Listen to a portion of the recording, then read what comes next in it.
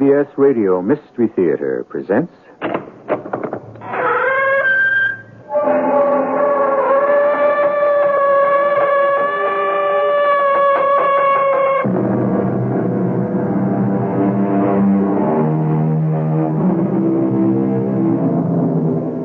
Come in. Welcome. I'm E.G. Marshall.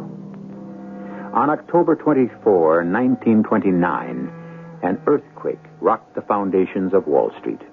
And by October 29 of the same year, $30 billion of the American economy vanished into thin air. The Great Depression had begun, and everyone in the country was affected by the national sickness, with the exception of a few. To take one prime example, Reb Harrison Kendall, a man who was impervious to success or disaster, but hung somewhere in between, since he lived solely on his wit. The name is Reb Harrison Kendall. What's that you say? An ordained minister? Now that I never claimed to be. A natural mistake due to my name. It is spelled Reb with a B. The common mistake people make about me, just as they refer to me as doctor. I carry no degree, simply a wide scientific background. It's simply an impression I create. I am only what I am, the last, perhaps, of a dying breed.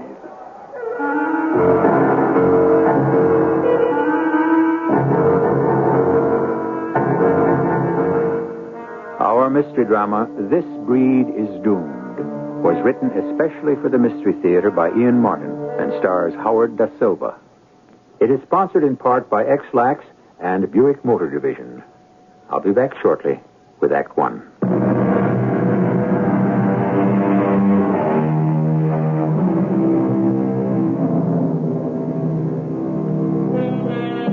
One of the most depressing things about the Great Depression was the extra burden of the 17th Amendment, known as the Volstead Act. Because the law made the selling of liquor illegal, the underworld grew rich and mob violence ruled much of the land. Reb Kendall was not part of this. He was a man who deplored violence and who had a healthy respect for the law. However, as befitted a man who lived by his wits, he had his own way of subverting it. Reverend, open up, it's me, Yubi Martin. My dear boy, my auditory faculties are excellent. There's no need to shout. Reverend, we got to get the hell out. The feds have nosed out the still and they're on the way. Government agents, and we're just beginning to distill. Well, leave the shine to them. We got to get out. Leaving them all that precious Mountain Dew. Not in your tin type, my friend. I'm telling you, we hang around, we're going to end up in the pokey. Reverend, you promised me if I stuck with you, I wouldn't get into no trouble. Have I ever gone back on my word? I deplore the inconvenience, but come on, Yubi. Let's scram. I left Lizzie on the old logging road. We can make her get away that way. Splendid. Give me a moment only, and I shall join you. Now, it ain't going to pay to hang around. I have no intention of leaving this beautiful brood to federal agents who deny a man the right to make a... if not totally honest, at least an honorable living. Do you have to talk so much? A point well taken, Yubi. No further talk, only action. Here, you carry the drum, and we'll unroll it as we go. Well, what's the wire for? It isn't a wire, it's a fuse. Keep unrolling. I don't understand. Ours not to reason why, ours but to do or die. Or at least do. Here we are at the car, and I see the fuse is completely unrolled. You have a match, Yubi? Why, sure, Reb. Here you are. I thank you kindly. You gonna blow up the steel? The fortunes of war. Now we better get in the car and move on for safer climes.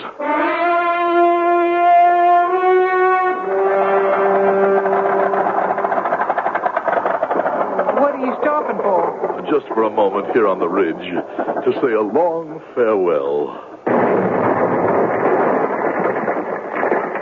Well, not so long, perhaps, but farewell just the same. I'm loath to leave North Carolina. It's always been a favorite resting place for me. But I think under the circumstances, we had better heed Horace Greeley's sage advice. What was that? Go west, young man, go west. Or to paraphrase, if things get too hot in the kitchen, the wise man gets the hell out.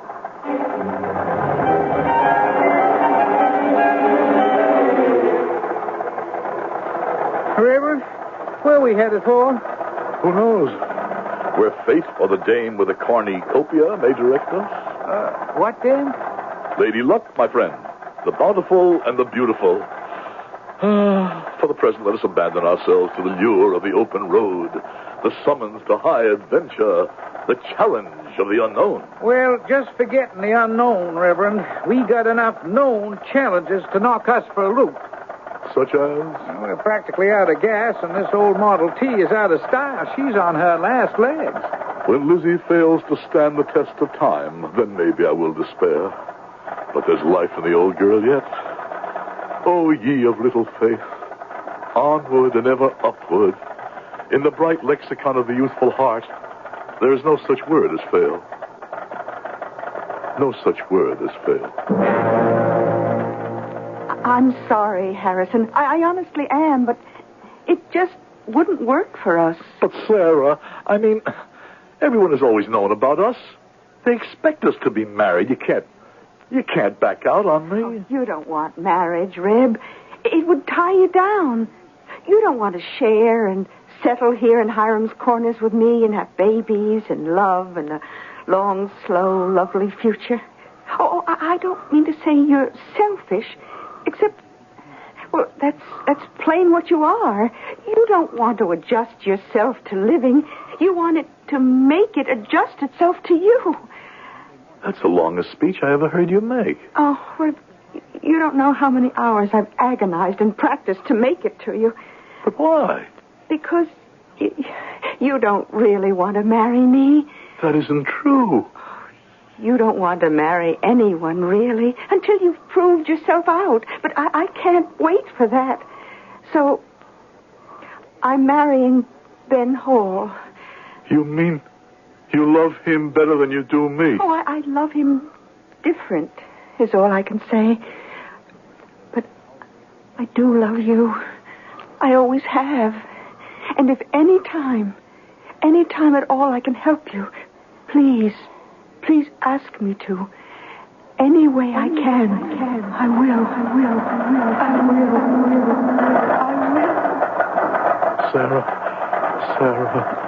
Sarah. Reverend? Hey, Reverend. What? Huh? You all right? Why? Well, just you were kind of mumbling in your sleep. Discounted as a passing dream. Where are we? Well, according to a sign we just passed, coming into a town called Adamsville.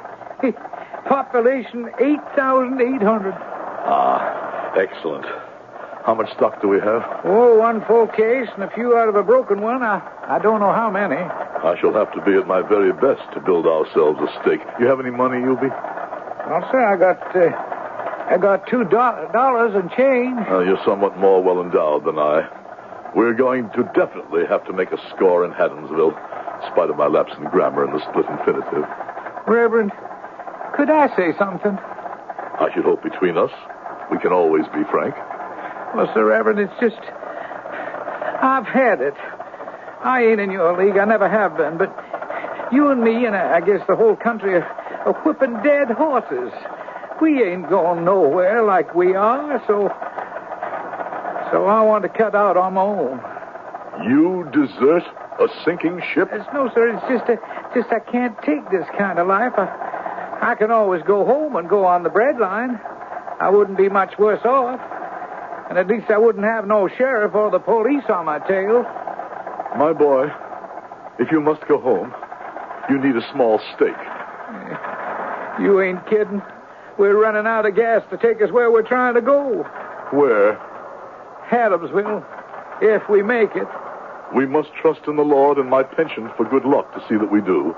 It may be the last roll of the dice, Yubi. Well, it's going to be for me. But you will stick with me till we build a small stake? Yes, sir, I will, but I don't know if old Lizzie here will. It isn't only just gas. She's plain wore out. If she quits on us, why, that's it. Oh. Now what? Well, as far as I'm concerned, I can answer that easy. How? Get out, take out of her what's worth saving, and shove her in the ditch. She's had it, and so have we. Never. Nil desperandum. as a colleague of mine that a famous writer named Dickens made famous, I echo Micawber and say, something will turn up. How far is it into the center of town? Oh, about a mile or so. Oh, well, all we need to do is somehow transport our precious remedy to a ready spot where we can draw a crowd, and once more we'll be back in business. Not me. I cannot operate without you. In the name of old friendship, you must assist me. Well, all right, but just this once. Between ourselves, let me admit it without qualification, I am a con man, as my father before me and his father before him. A distinguished tradition in its way, to live by one's wits and the gift of gab. In some ways, I am glad that I will not pass along my talent, if you indeed may consider it a talent. The one woman I desired, Sarah, did not desire me. As I say, perhaps just as well. I am not, I suppose, a family man. It is dubious that I would have made any kind of a husband. Not that I find relationships with people difficult. To the contrary, just give me a crowd, and I can bring them under my spell. I have no wish to divert your attention from the delights of a fair we are all attending, but I sound one note of warning to those who wish to listen. It needs no medicine man to tell all of you intelligent people listening to me that the basis of every man and woman's existence depends on the arterial and venous systems created by the great engineer to carry to the innermost limits of our bodies the life stream, that which we term the blood. When this is choked off or polluted, all of us are common prey for every one of man's dread diseases. So I come to offer you paracuraria. This magic elixir captured in the bottle I hold in my hand. Why do I say magic? Let me cite my own example. This crystal liquid brought me back from the very threshold of death. 4 years ago, a massive and deadly infection held my wasted body in its irreversible thrall. My medical colleagues had given me up for lost. Then, one day, in my laboratory, experimenting with that magic extract from a rare South African plant, I stumbled, by the mercy of God, on the greatest boon to mankind since the discovery of bread. What is it, sir? What is it? It's my heart. Permit me to pass through, please. If you please. Thank you. Excuse me, madam. Sir, let me through. The man needs me, please. My dear sir, what seems to be the trouble? It's an arterial contraspasm, chronic condition that's beyond medical help. Oh, there's nothing you can do. As one with a physician's background, will you permit me to try? Oh, what's the use? No doctor has been able to. This is not my first attack. I just wonder only each time which will be my last. Not this one, if I have anything to say about it. May I suggest you drink this? What is it? A panacea developed by myself. Well, how could it help me? How could it hurt? Try it. Oh, that band around my chest. It's like a vice choking my life away. All right. Let me try. Here, a little more. The vice about your chest is loosening? Yeah. I can breathe easier. Naturally, of course. Inevitable. See, that stuff you gave me to drink. Hey, how can I get some of that? Well, a limited amount is available. It is, of course, a new and highly scarce drug as yet, still waiting to be marketed. But in your case, I should say in your need, pray, let me offer you a bottle as a gift. Oh, no. I won't pay. I can afford it. Oh, I can let you have a bottle for $3. A good deal less than most wonder drugs. All right. Break it up. Let's get moving here. Come on. What seems to be the trouble, officer? You are, brother. Come on. Let's all get moving. Now, this position just saved my life. Forget it, Chill. Don't give me any malarkey. You think I don't know a con game when I see one? A con game? You heard me. Okay, now move. If you insist. Hey, now, wait a minute. Where's your partner gone? I haven't the slightest idea what you mean by that, and I have no intention of remaining here and being insulted by you. Oh, no, not you. You don't sneak out. You're under arrest. Arrest? What on earth for? I'll figure that one out at the station house. Right now, we'll call it disturbing the peace. I warn you, officer, you are obstructing the march of science. And I'll warn you, Buster, that I am instructing you in the science of marching. Now, move. A series of minor incidents mounting to a minor climax. The process of life. And yet, which one of us knows or can suspect how the smallest happenstance may shape the pattern of our fate? Who could suspect that a train of events has been set in motion which could lead to Reb's violent death? Surely a punishment that scarcely fits the crime. But that, of course, will have to wait till I return with Act 2.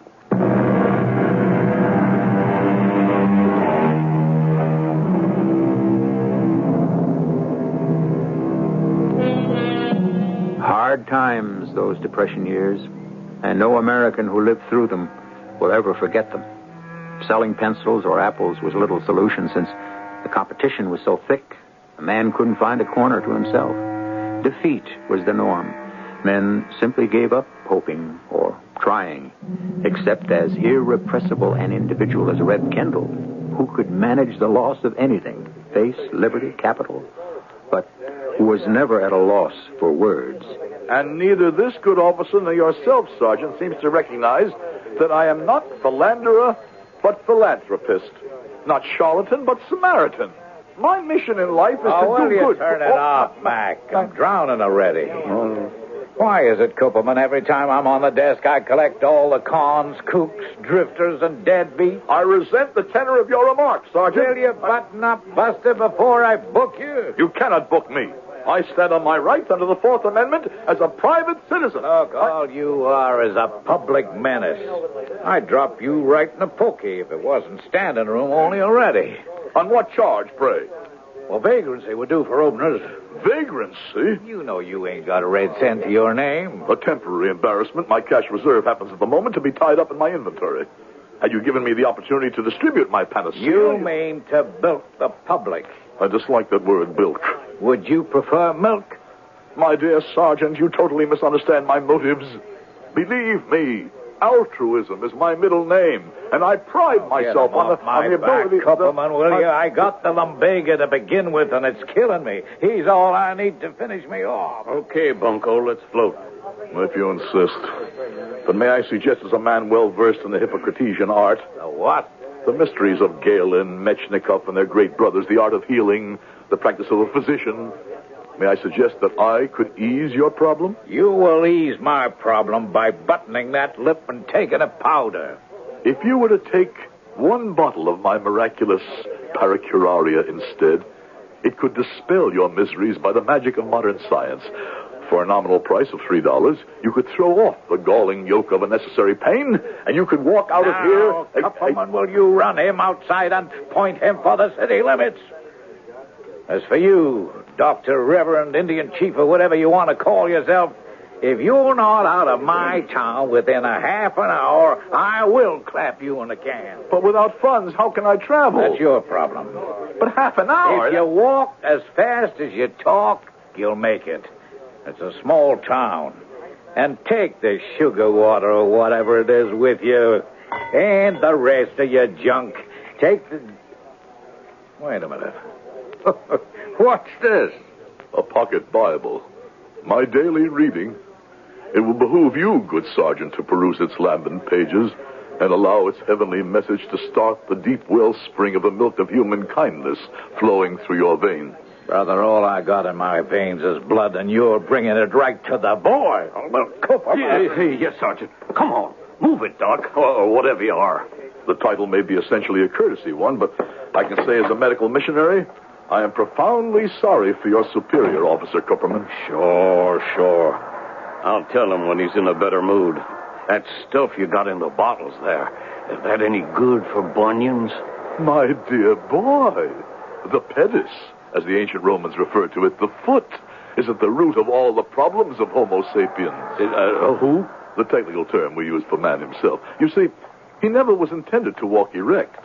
As a result, improper circulation of the blood through the nether limbs creates in its train a whole family of disease, phlebitis, arthritis, jurisprudence, and bunions. But expand the arteries, free the blood to bring its nourishment to the affected part, as my paracuraria does, and pain, pain becomes only a word, not a cross we have to bear. I'll tell you what. There's a bus at the next corner. Give me one of your bottles there, and you can ride out of town. By all means. You're a wise man. You may have the one I hold in my hand here. Okay. That'll be $3, please. You kidding? I'll give you a dime for the bus and help you on with your stuff. A dime? Look, officer, why not take the whole case and... A dime for one bottle. That's a deal.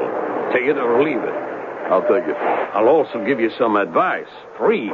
I'm always receptive to suggestion. When you get to the end of the lines, you'll see Mary's Diner. It's where all the truckies stop. Maybe you can pick up a hitch out of town. Here's your carton. You sure you wouldn't like to make a bulk deal? Forget it. Okay, driver. Haul it out of here. So be it. And as Buddha himself would have said, Alamendab, Hada, Undra, Ranji Espa. What does that mean? Roughly translated, it's always darkest before the dawn.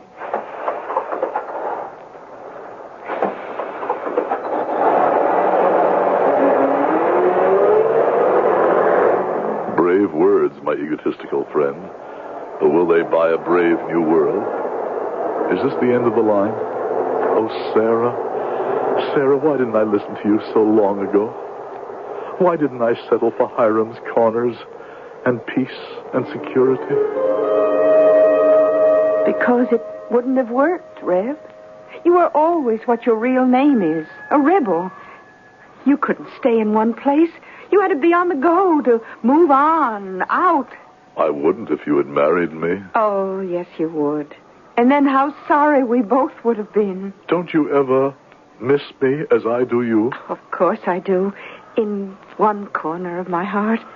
I still pray for you, and I will always be there to help you, if I can. Then help me now, in my darkest hour. I cannot help you now. Not yet. First, you have to help yourself. Help yourself. Help yourself. All my life, I've been a confidence man. My wits against the suckers. But I have fallen upon evil times. With all my talent, my ready wit, my gift for gab, my basic acumen, I've been dealt out of the game. Even my one companion has deserted me with what little stake we had. Oh, you be, how sharper than a serpent's tooth is base ingratitude, or worse to that effect. But where do I go from here? Excuse me, but is this seat taken? Beg pardon? No. My profound apologies, madam. Pray allow me to move my portmanteau. Sorry to bother you, but the bus is crowded. No other seat. It's my shame that I should not have been ready to come to your assistance. Would you prefer to sit by the window? But how far are you going? To the end of the line. Then I'll be getting off before you, so why don't I sit on the aisle? As you prefer. There, my bag is out of the way. Would you like me to put yours on the rack? No need. It can just sit here between us. Oh. What is it? I almost sat on your book. Oh, dear me, the Holy Bible. My constant companion. I think it was open. Have I lost your place?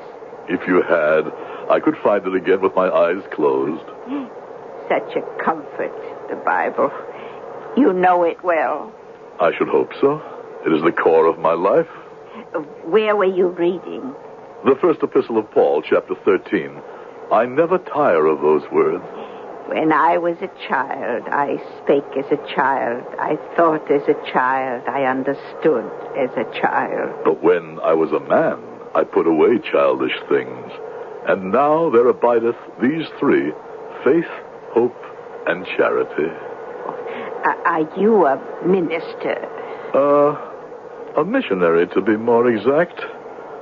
On a sad and most difficult assignment. Oh, well, may I ask what? May I first inquire your name? Oh, Sarah Summers. Sarah? It's quite a common name. Not in my life. But that's past history. May I ask your name? Forgive me. Kendall, ma'am. Reb Harrison Kendall. There, I just knew you were a reverend. Is there any way I can help? Oh, I doubt it. Well, I certainly don't mean to pry, but I'd like to know about this difficult assignment of yours. I truly believe you would, and it might afford me some relief. Sometimes even we must seek the blessing of confession.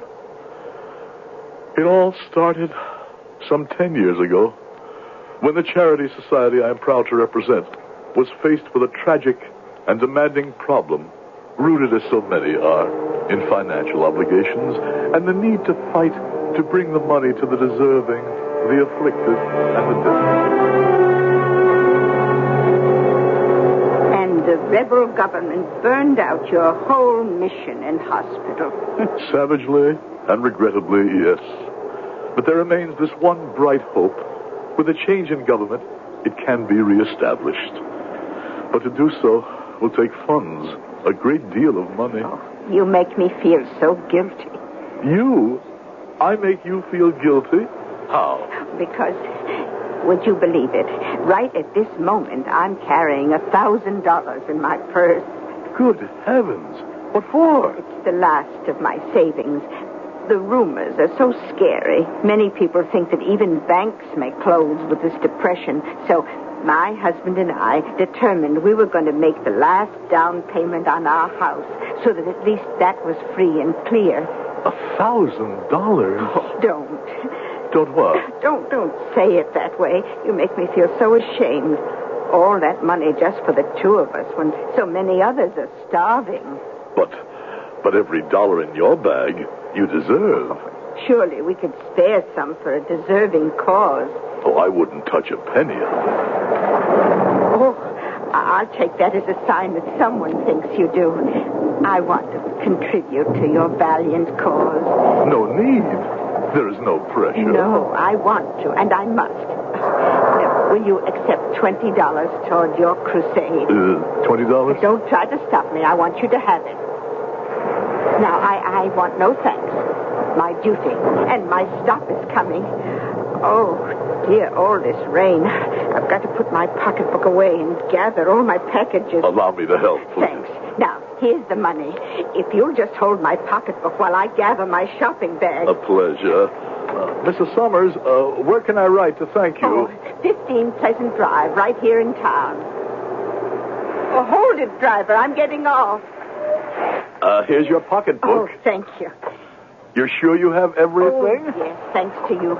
So glad. Because I only have a second to dump everything at home and rush away to bring my husband back from the hospital. Oh, you've been so much help. And all my hopes go with you in your good fight. Yes, I'm coming, driver. I wish I could have done more. You have done far more than you dreamed. Goodbye, Mrs. Summers. A nice old lady. The perfect mark. I have taken her for $20. Not much, but some getaway money. At least to get me to the next town. Only one thing clouds my new dawning horizon of optimism. I am a con man, an opportunist, a grifter. But one thing I've never done openly before. I've never stolen. I've never been a thief. By the window, pressing against my side, in my hand, where I've lifted it, is a wallet containing the last of a lifetime saving. $1,000, less 20 freely given. given time, I could have conned her out of the total without a moment's hesitation. But to steal it, that's something else again. Can I do that? Or perhaps more important, do I think I can get away with it? Oh, what a tangled web we weave when first we practice to deceive. Sir Walter Scott is the author of that thought, but as it transpires in our story, the quote might well have been Reb Kendall's.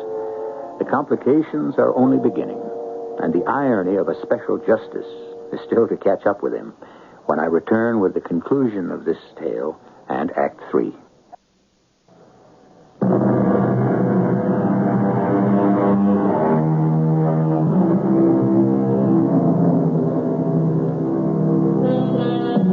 A driving, blinding storm has broken, making the roads all but impassable. A wallet with nearly $1,000 is burning a hole in his inside pocket. And burning a deeper hole is the terror and the knowledge that he has made the mistake of committing, for the first time in his life, a crime rather than a misdemeanor. I am desperate. How long can it be before Mrs. Summers discovers her money is gone? And what way out of this miserable town is available to me? There is no train. The last bus is gone. I have no car. I can't ever make it on foot in a storm like this. I have my second Sarah to thank for my steak. But where is my first Sarah, whom I can always reach in my mind in desperation? I rub at the steam inside the window of the men's room, and suddenly, my luck is in again. Right outside my window, a heavy trailer truck pulls to a stop. Even in a driving rain, I can read the legend along its side. Ferry Trucking Company, and the slogan, "Leave it to the good ferry to deliver." An abominable conceit, but an omen of escape. Big rig, one driver, plenty of room for a passenger. With luck, I'm going to get away with it after all.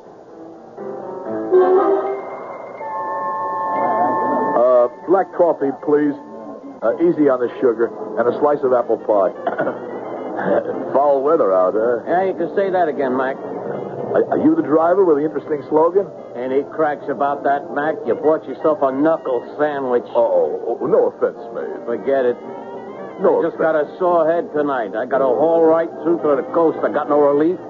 And how am I going to stay awake? I'm lucky I don't total somewhere along the line. You mean you could use a companion? You can handle a rig? No, but I can talk a blue streak. I'd keep you awake if you want. A hitch, huh?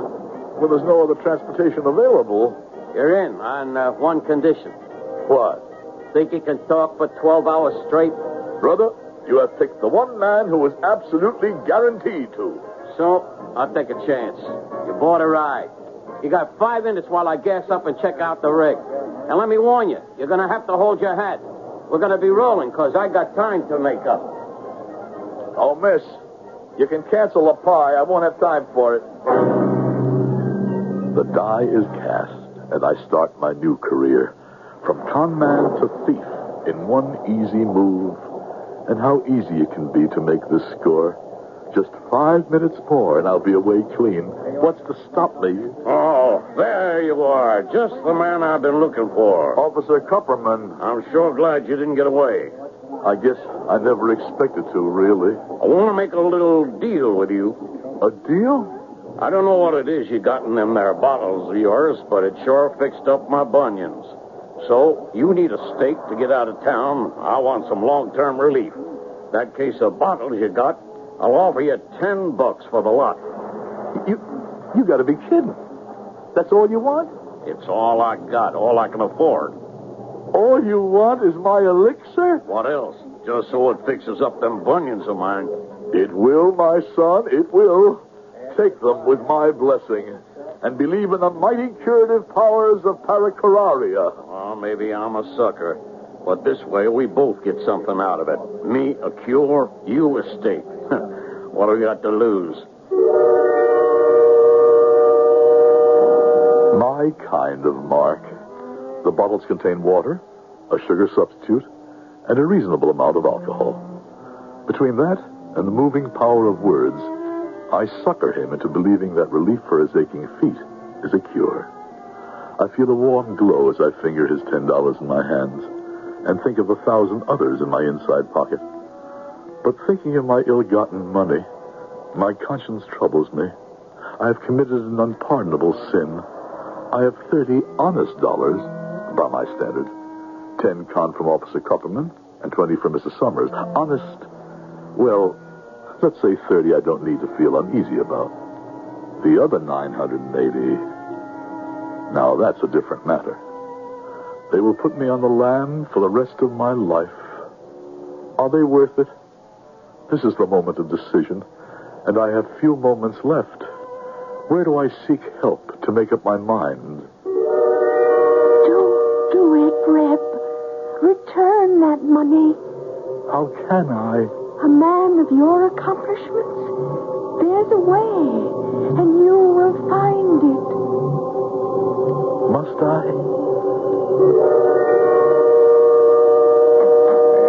Okay, Mac, ready to roll. You want to ride? Let's go. I changed my mind. You and the good fairy will have to roll without me whilst I make a delivery of my own.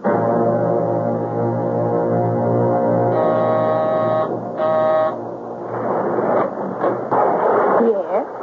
Mrs. Summers, Why, it's the Reverend Kendall. Oh, what are you doing here?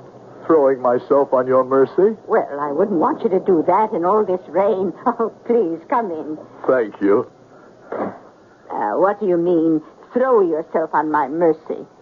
Don't you know? No, but you can explain as soon as you take off that wet coat and come warm by the fire. How did you find me? Well, you remember you mentioned your address for me to write to you? That's right, of course I did. Now, give me that wet coat and let me hang it up, and I'll get my husband. I thought he was just back from the hospital. Oh, that's where he works as security guard. I'd like you to meet the sheriff. The sheriff? Oh, retired, of course, but we still use the old title. Oh, you look a little strange. What's wrong, Reverend? Why, nothing, except I just discovered... didn't you know there was a thief on the bus we were on? No. Yes. Well, thank heaven I kept my purse safe. Right there, just as I brought it from the bank. But you... Oh, poor Reverend Kendall, you were robbed. Every cent I had. Oh. I've wired my church, of course, but I had to have an address for them to send me the money, so I took the liberty of giving them yours. In a strange town, it was the only place I could think of. Well, I'm delighted you did. And, of course, you'll stay here till your money comes. Now, you just dry off at the fire, and I'll hang out your coat and get my husband and a nice cup of hot tea. A dear little old lady. Just what my own Sarah that I lost might have become with the passing years. Naive and trusting. Her pocketbook still resting beside the phone. This is your lucky day, Reb. Take the wallet and return it. Just as if you'd never been tempted. All right, mister. Just hold it right there. You drop that wallet and get your hands up over your head. Now, just a minute. Who? Sheriff Summers. I got a gun on you. My dear Sheriff. You just keep your hands up. It's better. You know, ever since Sarah told me about meeting you on the bus, I had a hunch you were up to no good. You weren't satisfied with just 20, huh? You had to have it all. My dear sir, you completely misunderstand my motives. Oh, no, I don't. You're under arrest.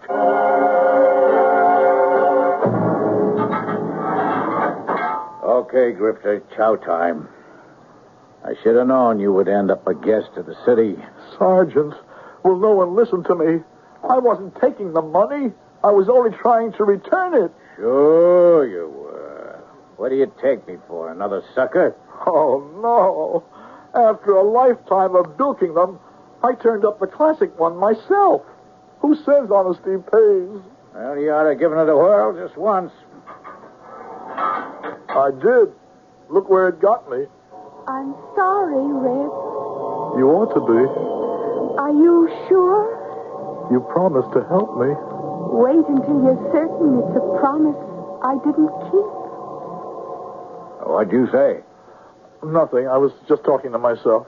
Yeah. I know how you feel. I get the same way myself. I got to put up with guys like Kupperman who ought to be here serving you supper instead of I...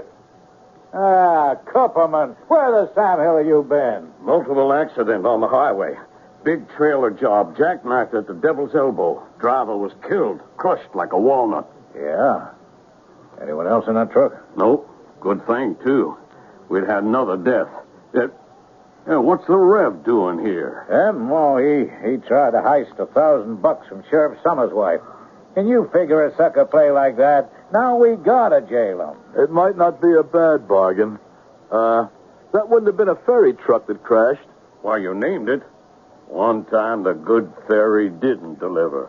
That may be in the point of view. What's the most I can get for whatever crime I committed? 90 days in jail? 6 months? A suspended sentence? But if I'd carried it through and tried to get away with it, I'd have ended up a mangled corpse in a jackknife trailer truck. I just want to say, thank you, Sarah. What does that mean? I don't know myself, or even which Sarah. Just this. Barnum said there's one sucker born every minute. I'm the one that's lucky even to be alive.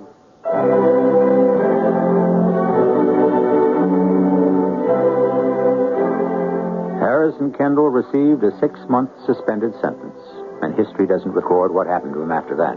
Perhaps just as well.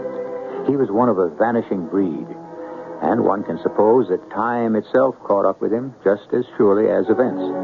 The medicine man and the con man have vanished from our civilization, as extinct in today's corporate living as the bison almost became.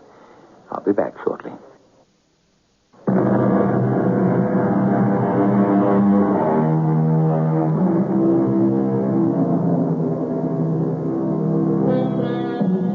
Since obviously I will get some flack from my last statement, perhaps I should define.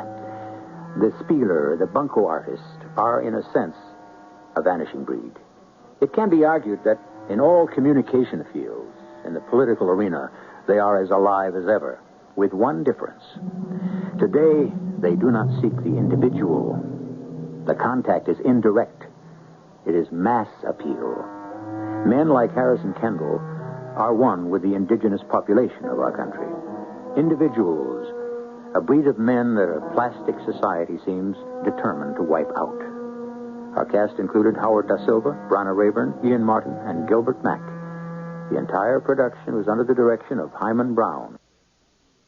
This is E.G. Marshall inviting you to return to our Mystery Theater for another adventure in the macabre. Until next time, pleasant dreams.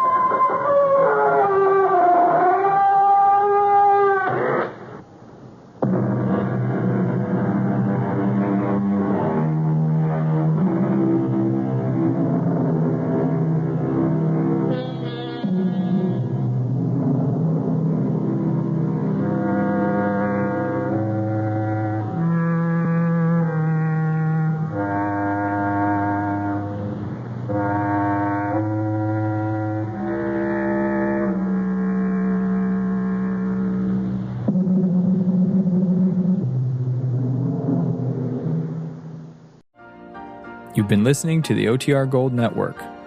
Find more classic radio at otrgold.com.